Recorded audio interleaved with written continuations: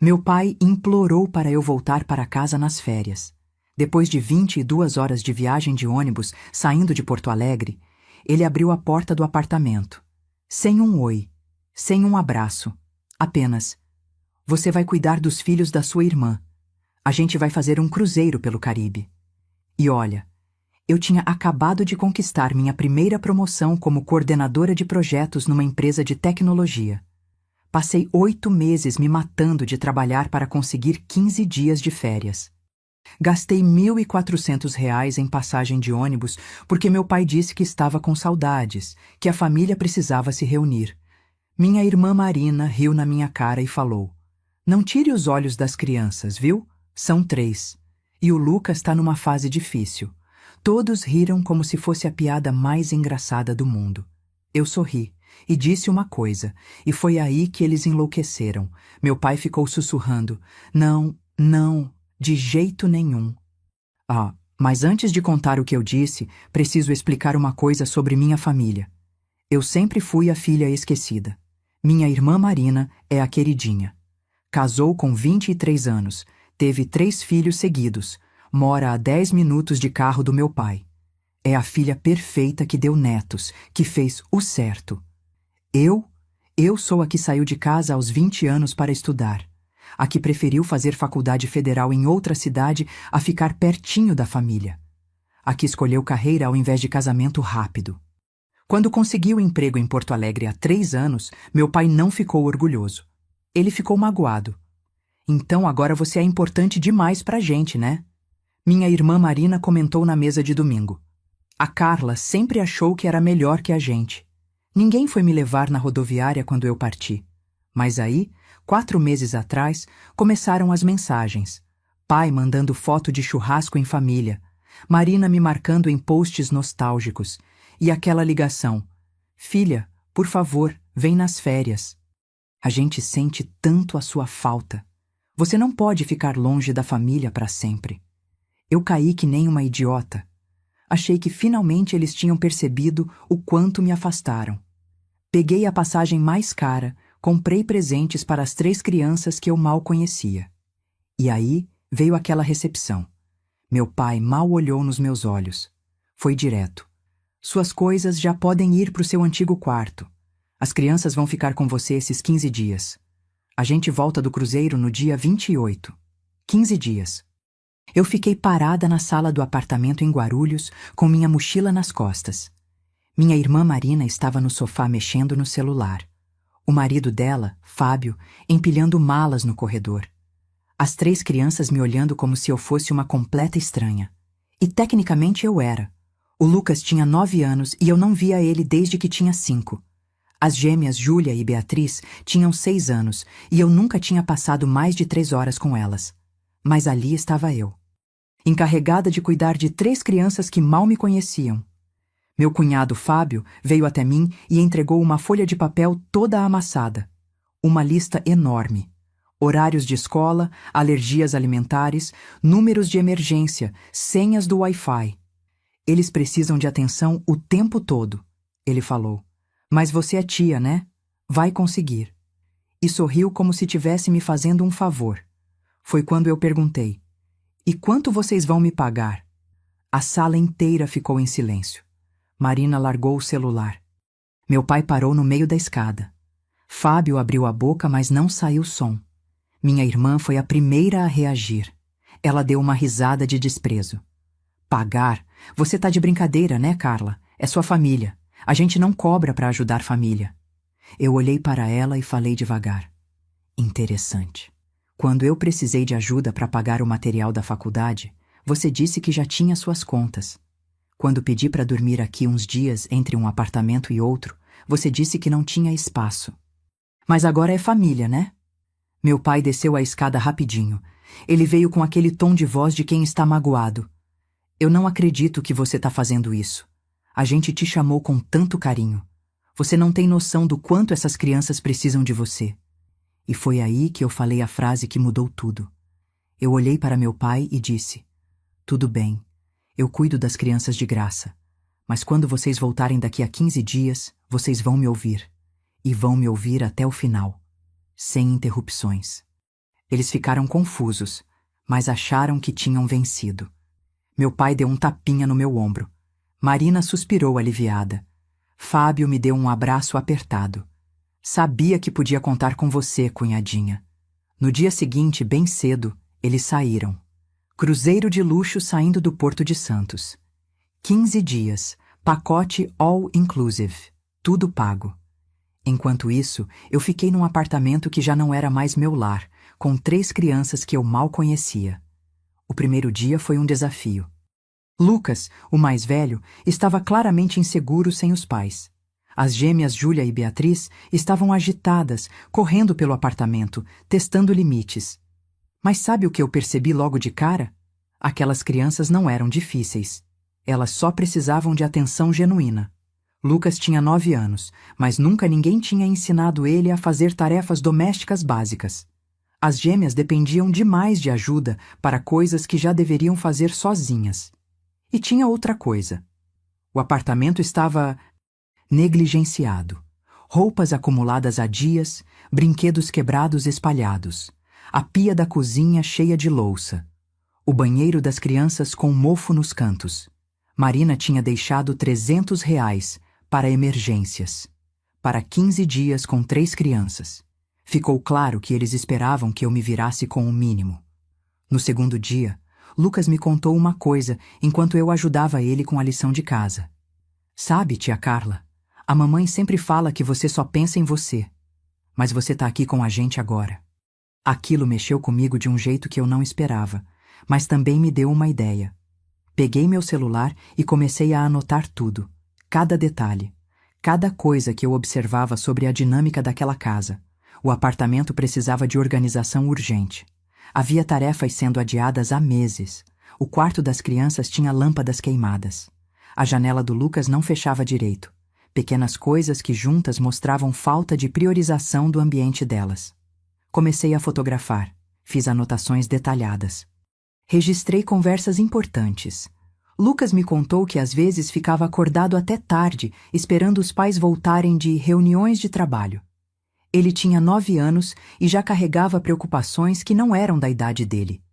No terceiro dia, comecei a ensinar coisas básicas, amarrar tênis sozinho, dobrar a própria roupa, escovar os dentes direito, organizar os brinquedos depois de brincar, coisas que toda criança dessa idade deveria saber fazer.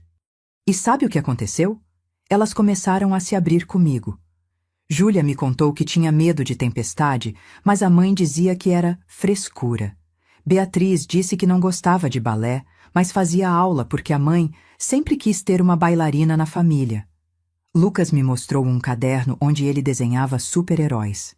Desenhos incríveis para uma criança de 9 anos. Mas ele escondia porque o pai dizia que desenho não dá futuro, tem que focar em matemática. Cada dia que passava, eu ficava mais conectada àquelas crianças. Elas não tinham culpa de nada. Eram apenas crianças que mereciam mais presença, mais validação, mais respeito pelos próprios sentimentos. No 5º dia, meu pai me ligou do navio. Ele estava com aquela voz relaxada de quem está de férias. E aí, filha? Como estão as crianças? Estão bem. Ótimo. Você viu como é bom ajudar a família? Quando você voltar para Porto Alegre, vai sentir falta desses momentos. Ele nem perguntou como eu estava. Antes de desligar, ele ainda falou: "Ah, e economiza com o dinheiro que a Marina deixou, viu? Não precisa gastar muito, não. R$ 300, 15 dias, 3 crianças." Eu não respondi, só desliguei e continuei minhas anotações. No 6º dia, levei as crianças para comer um lanche numa padaria do bairro. Gastei do meu próprio dinheiro. R$ 50, porque o dinheiro que Marina deixou já tinha acabado com a alimentação básica. As crianças ficaram tão felizes que Beatriz tirou uma foto com meu celular. Foi quando Lucas me perguntou: "Tia, por que você mora longe? Por que você não fica aqui com a gente?" Expliquei que eu tinha meu trabalho, minha vida, mas que sempre ia gostar muito deles. Ele ficou quieto, depois falou: "O vovô diz que você foi embora porque não gosta da gente. Mas eu acho que não é verdade. Você é legal." Eu abracei ele ali mesmo na padaria. Não consegui segurar as lágrimas. Naquela noite, depois de colocar os três para dormir, sentei na sala e revisei tudo o que tinha anotado. Eram 12 páginas no meu celular. Observações sobre dinâmica familiar, necessidades emocionais não atendidas, padrões que precisavam mudar urgentemente. No 7º dia, fui ao mercado. Gastei quase R$ 800 do meu dinheiro. Enchi a geladeira. Comprei produtos de limpeza, frutas, verduras, proteínas de qualidade. Voltei e comecei a reorganizar o apartamento. Lavei todas as roupas acumuladas. Organizei os quartos. Limpei o banheiro com mofo. Troquei as lâmpadas queimadas. Chamei o síndico para consertar a janela do Lucas. Aos poucos, o apartamento foi ficando mais acolhedor. As crianças me ajudaram. Estavam animadas. Faziam questão de participar. Ensinei cada passo. Como separar roupas por cor. Como organizar brinquedos por categoria. Como cuidar do próprio espaço com responsabilidade. No 8º dia, sentei com as 3 crianças e tivemos uma conversa séria. Expliquei que eu ia embora em breve, mas queria que elas soubessem uma coisa importante. Vocês merecem ser ouvidos, merecem atenção, merecem que seus sentimentos sejam levados a sério. Lucas começou a chorar. Eu queria que você ficasse mais tempo, tia. Aquilo tocou meu coração de uma forma que eu não estava preparada. No 9º dia, fiz algo delicado, mas necessário. Pedi para cada criança me contar, com suas próprias palavras, como era a rotina normal delas, como se sentiam, o que gostavam, o que gostariam que fosse diferente. Anotei tudo com cuidado, fotografei alguns desenhos que eles fizeram expressando sentimentos. Não eram reclamações, era apenas a verdade sincera de 3 crianças que precisavam ser ouvidas. Lucas falou sobre querer mais tempo com os pais sem celular no meio. Júlia falou sobre seus medos noturnos, que ninguém levava a sério. Beatriz falou sobre querer fazer judô ao invés de balé. No 10º dia, consultei informalmente uma conhecida que trabalha como assistente social. Mostrei as fotos do apartamento. Li minhas anotações. Expliquei a situação. Ela me deu orientações valiosas sobre sinais de negligência emocional e como abordar a família de forma construtiva. Nos dias 11, 12, 13 e 14, continuei cuidando das crianças, criando rotinas saudáveis, ensinando responsabilidades, mostrando que elas eram vistas e valorizadas. No 15º dia, o dia que eles voltariam, acordei cedo. Dei banho nas crianças. Vesti roupas limpas, penteei os cabelos. Preparei um café da manhã completo. E esperei. Eles chegaram no final da tarde, bronzeados, relaxados, com aquele ar de quem aproveitou muito as férias. Marina entrou primeiro, jogou a bolsa no sofá. Fábio veio logo atrás. Meu pai foi o último. Marina olhou em volta e ficou surpresa. Nossa, a casa tá diferente. As crianças estavam arrumadas, o apartamento impecável. Tinha até jantar pronto na mesa. Meu pai me abraçou rapidinho. Viu como você é capaz quando quer ajudar? Tenho certeza que as crianças te amaram. Agora você entende o valor da família. Respirei fundo. Sentem, por favor. Preciso conversar com vocês. Fábio reclamou que estava cansado da viagem. São 15 minutos. Vocês prometeram me ouvir. Quando todos se sentaram, comecei. Nos últimos 15 dias, eu não fui só babá. Eu observei. Aprendi. E percebi coisas muito importantes sobre como essas crianças estão sendo criadas. Marina tentou falar. Eu levantei a mão. Vocês prometeram me ouvir até o final. Ela fechou a boca. Fábio cruzou os braços. Meu pai olhava para o chão. Continuei. Falei sobre o apartamento negligenciado, sobre os R$ 300 insuficientes, sobre os reparos que vinham sendo ignorados há meses, sobre o ambiente que essas crianças mereciam ter. Meu pai finalmente reagiu. Que exagero, Carla. A gente cuida bem das crianças. Você está inventando coisa porque quer causar problema. Peguei meu celular, mostrei as fotos, uma por uma, o mofo no banheiro, as lâmpadas queimadas, a janela quebrada, a desorganização, tudo datado, tudo documentado. Fábio ficou vermelho. A gente estava atarefado. Ia arrumar tudo depois. Você não entende como é difícil criar 3 filhos trabalhando. Olhei para ele. Difícil é uma criança de 9 anos se sentir responsável emocionalmente pelos irmãos mais novos. E mostrei minhas anotações. As falas do Lucas sobre ficar acordado esperando, sobre carregar preocupações. A sala ficou em silêncio absoluto. Não parei. Mostrei as anotações sobre os medos da Júlia que eram ignorados, sobre a Beatriz sendo forçada a fazer balé quando queria judô, sobre o Lucas escondendo seus desenhos por medo de ser julgado. Marina levantou do sofá. Você não tinha direito de ficar anotando essas coisas. Você está colocando ideias na cabeça delas. Mantive a calma. Eu apenas criei um espaço seguro para elas falarem. Pela primeira vez, alguém realmente ouviu o que elas tinham para dizer. Meu pai começou aquele choro dramático dele. Não acredito que minha própria filha está apontando problemas na família. Você voltou só para criar conflito. Olhei para ele. Não, pai. Eu voltei porque você pediu. Disse que sentia minha falta. Mas na verdade só precisava de uma babá de graça. E agora está incomodado porque eu trouxe questões reais à tona. Foi quando revelei a parte final. Consultei uma assistente social, mostrei todo o material, recebi orientações sobre negligência emocional e como isso precisa ser corrigido. Marina ficou pálida. Você não vai fazer nada precipitado, né? Somos família. Você não ia nos expor assim. Respirei fundo. Eu não vou expor ninguém. Mas vocês vão fazer mudanças. Agora. E então estabeleci os termos. Primeiro, procurar acompanhamento com psicóloga infantil para as crianças. Segundo, melhorar o ambiente do apartamento, fazer as manutenções, criar um espaço seguro. Terceiro, dedicar tempo de qualidade real com elas, sem celular, sem distrações.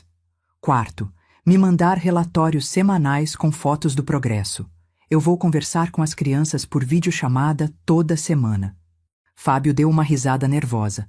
Você não tem autoridade nenhuma para exigir isso. Você mora em outra cidade, mal faz parte dessa família. Olhei nos olhos dele. Você tem razão. Eu não faço parte dessa dinâmica disfuncional. Mas sabe quem faz parte da minha família agora? Aquelas 3 crianças, porque nos últimos 15 dias eu me importei mais com elas do que vocês demonstraram em meses. Continuei. E eu não vou abandoná-las. Vou acompanhar o desenvolvimento. Vou estar presente emocionalmente. E vou garantir que vocês façam o trabalho de pais que se comprometeram a fazer. Foi quando Lucas saiu de trás da porta onde estava ouvindo. Ele veio até mim, me abraçou e disse alto para todos ouvirem. Eu gostei de ficar com a tia. Ela conversa com a gente de verdade. As gêmeas vieram atrás. Júlia disse. A tia me ensinou a fazer trança sozinha. Beatriz completou. E ela deixou eu falar do judô. Disse que tá tudo bem eu gostar de coisas diferentes. Marina começou a chorar. Não aquele choro dramático.